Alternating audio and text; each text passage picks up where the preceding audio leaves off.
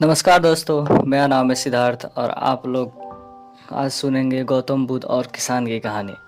एक बार एक गांव में एक किसान अपने दुखों से बहुत ज़्यादा दुखी था।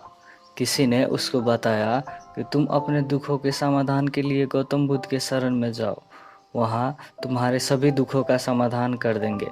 ये सुनकर वो किसान बुद्ध की शरण में चल पड़ा। वहाँ गौतम बुद्ध के पास पहुँचा और कहा, हे महात्मा, मैं एक किसान हूँ और मैं अपनी जीविका चलाने के लिए खेती करता हूँ, लेकिन कईयों वर्ष पर्याप्त नहीं होती है और मेरी फसल बर्बाद हो जाती है। किसान ने आगे कहा, मैं विवाहित हूँ, मेरी पत्नी मेरा ख्याल रखती है और मैं उससे बहुत प्रेम करता हूँ, लेकिन कभी कभी वो मुझसे परेशान करती है, जिससे मुझे लगता है कि मैं उसे उकता गया हूँ और मुझे लगता है कि अगर वो मेरे जीवन में नहीं होती तो कितना अच्छा होता। गौतम बुद्ध उस किसान की बात शांतिपूर्वक सुन रहे थे।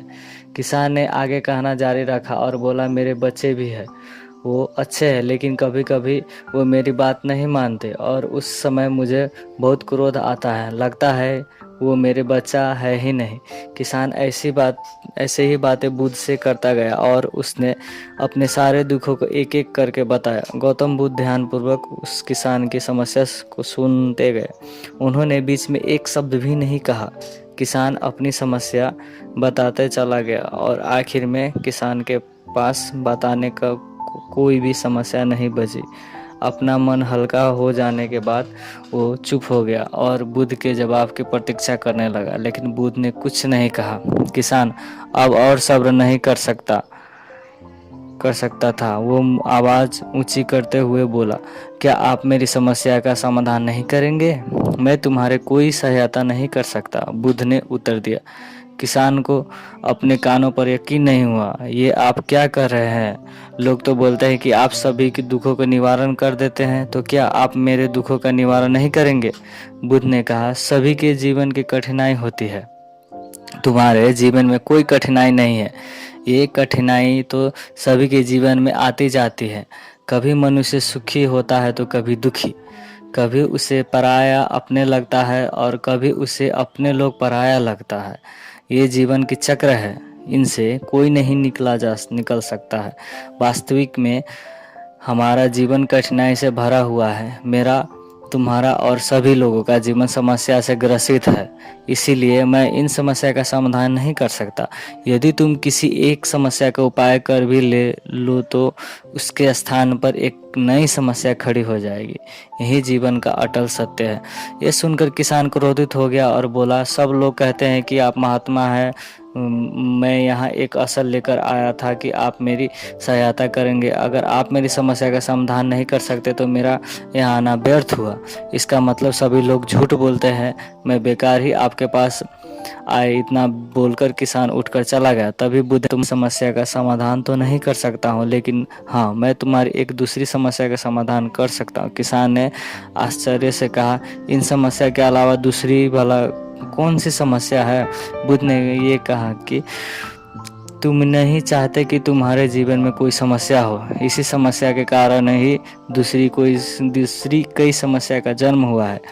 तुम इस बात को स्वीकार कर लो कि सभी के जीवन में समस्या होती है, कठिनाई होती है। तुम सोचते हो कि तुम इस दुनिया में सबसे ज़्यादा सुखी हो और तुम्हारे जितना कोई और दुखी नहीं है। तुम अपने आस पास देखो, क्या वो लोग तुमसे कम दुखी है? तुम्हें अपना दुख बड़ा लगता है, लेकिन जो लोग तुम्हारे आसपास रहते हैं उनको उनका दुख बड़ा लगता है। इस दुनिया में सभी का अपना दुख बड़ा लगता है, चाहे दुख छोटा हो या फिर बड़ा, लेकिन वो जिसके साथ घट रहा है उसके लिए वो दुख बड़ा प्रतीत होता है। अगर तुम ध्यान पूर्वक देखोगे तो समझ जाओगे कि ये जीवन सुख दुख से भरा हुआ है। इसको तुम कभी नहीं बदल सकते हो, लेकिन हाँ, तुम सुख दुख से ऊपर अवश्य उठ सकते हो। ये तुम्हारे लिए संभव है। सुख और दुख को हम आने से नहीं रोक सकते हैं, लेकिन सुख और दुख का हम पर कोई प्रभाव न पड़े ऐसा व्यवस्था हम कर सकते हैं।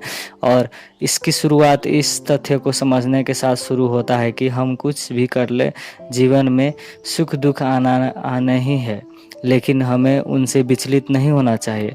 इसीलिए आज से तुम ये चाहना छोड़ दो कि तुम्हारे जीवन में कोई समस्या ही नहीं आए, और तब तुम जीवन में अपने वाले सुख दुख को स्वयं में समा सकोगे। तूफान के मध्यम में भी शांत रह सकोगे अगर हर्षोल्लास के शोर में संतुलित रह पाओगे। किसान बुद्ध के चरणों में गिर पड़ा और समझ चुका था कि अब उसे क्या करना है। मित्रों, ये जीवन सुख दुख से भरा हुआ है। ऐसा मैं ये सोचना गलत है कि दुख कभी आया ही नहीं। इस कहानी में भगवान बुद्ध द्वारा कही गई बातें हमें दुख से घबराना या सुख में अत्यंत उत्साहित होने की जगह संतुलित जीवन जीने का संदेश देती है। यदि आपको ये कहानी पसंद आई तो कृपया लाइक, कमेंट, सब्सक्राइब करना मत बिसरिएगा।